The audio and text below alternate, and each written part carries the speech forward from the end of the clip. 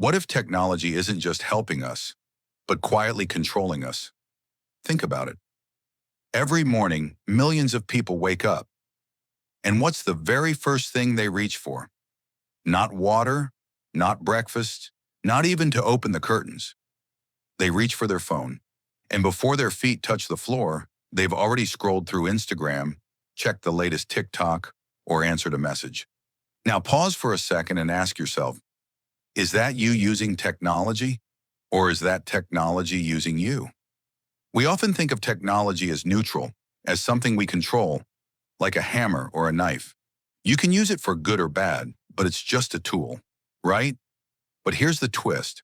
Over 70 years ago, a German philosopher named Martin Heidegger said this view was dangerously naive. For him, technology was never just a tool. It was something far more powerful, far more subtle, and, in his words, potentially the greatest danger to humanity. And here's the scary part. Heidegger gave this warning in 1954, long before iPhones, long before social media, long before artificial intelligence. Back then, technology meant things like radio, typewriters, airplanes, and maybe television. And even then, he saw something dark taking shape. Heidegger believed that technology doesn't just sit in our hands. It creeps into our minds. It reshapes the way we see the world, the way we think, the way we value things, and ultimately, the way we live. He once wrote, "Everywhere we remain unfree and chained to technology, whether we passionately affirm it or deny it." And if that was true in 1954, what does it mean for us now in 2025? Look around. Social media turns your attention into a product. Dating apps transform love into swipes. Workplaces reduce creativity into metrics and KPIs. Even our own bodies are tracked and measured. Steps, calories, heartbeats, screen time. We're surrounded by machines that claim to serve us. But at what point do we stop being the masters and start being the servants? This is the chilling question Heidegger forces us to face. And it's the reason his ideas are more relevant today than ever. Because he didn't warn us about robots rising up against humanity. He warned us about something far scarier. That one day, without even noticing, we would surrender to the machine's way of thinking. Heidegger said something that sounds strange at first. The essence of technology is nothing technological. What does that even mean? We normally think of technology as the gadgets around us. Smartphones, laptops, cars, machines. But Heidegger argued that the real danger isn't the device in your hand. It's the invisible mindset that comes with it. He called this mindset Gestalt, usually translated as end-framing. And here's the idea. Technology doesn't just give us tools. It changes the way we look at the world. Imagine you're wearing invisible glasses, but these glasses distort everything you see. Through them, you don't see things for what they are. Instead, you see everything as a resource. That's end-framing. A river isn't just a river anymore. It's hydroelectric power waiting to be harnessed. A forest isn't just a forest. It's lumber, farmland, or profit. Even people aren't just people. They're workers, consumers, data points. It's like the whole world is turned into a giant toolbox. And once you start thinking this way, it's almost impossible to stop. Take your phone.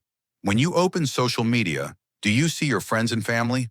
Or do you see numbers, likes, followers, engagement? When you're on a dating app, do you see potential human beings with complex lives and emotions? Or do you see profiles to swipe left or right? When you're at work, do you see yourself as a person with ideas and creativity, or as a line on a spreadsheet measured by productivity and KPIs? That's in framing in action. Technology pushes us to reduce everything, nature, people, even ourselves, to resources to be optimized and consumed. Heidegger thought this was terrifying because it slowly erases mystery and meaning from life. Think about it. If a forest is only lumber, we stop seeing its beauty. If people are only human resources, we stop valuing their individuality. If attention is just a metric, we stop asking whether what we're consuming is actually good for us. Technology doesn't have to force us into chains. It simply trains us to see the world differently. And once we adopt this lens, we don't even realize we've lost something. Heidegger warned, the biggest danger is not that technology will kill us. The biggest danger is that technology will reduce us into resources, into numbers, into functions. And here's where his prediction gets chilling. In 1954, when he gave his lecture, The Question Concerning Technology, this was already happening, with radios, electricity, and industrial machines. But today, it's on a whole new level. Social media doesn't just encourage us to share, it reframes our very identities. Who we are becomes defined by likes, followers, and engagement rates. Artificial intelligence doesn't just answer questions, it reframes knowledge itself, shaping what we read, what we watch, even what we believe. Dating apps don't just connect people, they reframe love into swipes and instant choices, rewarding us with dopamine hits instead of deep relationships. Workplaces don't just measure productivity, they reframe value itself. Creativity and meaning become secondary to metrics, numbers, and quarterly reports. It's not that these tools are evil, but Heidegger's point is that once we accept this way of seeing the world, it starts to feel normal, and that's when we're in danger. So let me ask you this.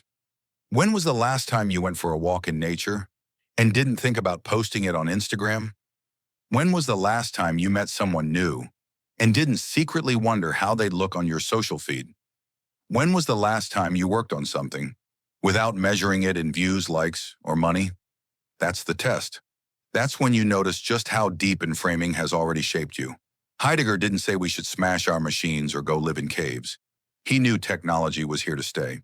But he believed the real danger was this, that we would stop asking questions, that we would forget to see things beyond their usefulness, that we would surrender our way of thinking to the machine's way of thinking. And here's his haunting line.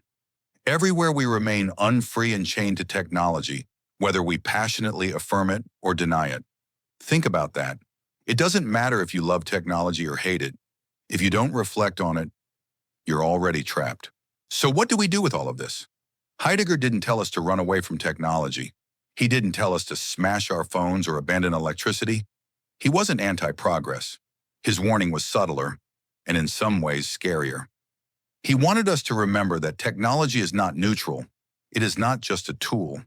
It shapes us, our choices, our habits, our values, often without us noticing. That's the real danger. Not robots rising against us, not some apocalyptic AI takeover, but us quietly surrendering to the machine's way of thinking. And here's the thing. It doesn't happen in a single moment. It happens slowly, when we check our phones before we check on ourselves, when we measure love in swipes and likes, when we treat people as data or numbers instead of unique human beings. That's when Heidegger's prophecy comes true. But there's hope. He also believed that awareness is the first step to freedom. That if we can step back, even for a moment, and ask, am I really choosing this? Or is the system choosing for me? Then we begin to break free. So here's the challenge. Next time you feel the pull of the algorithm, pause. Next time you reduce someone to a number, stop. Next time you see nature only as content for your feed, look again. Because in that pause, in that reflection, you take back a little bit of freedom. So the question remains, are we using technology or is technology using us? Because if Heidegger was right, his chilling prediction isn't about the future. It's about right now. And maybe, just maybe, it's already here.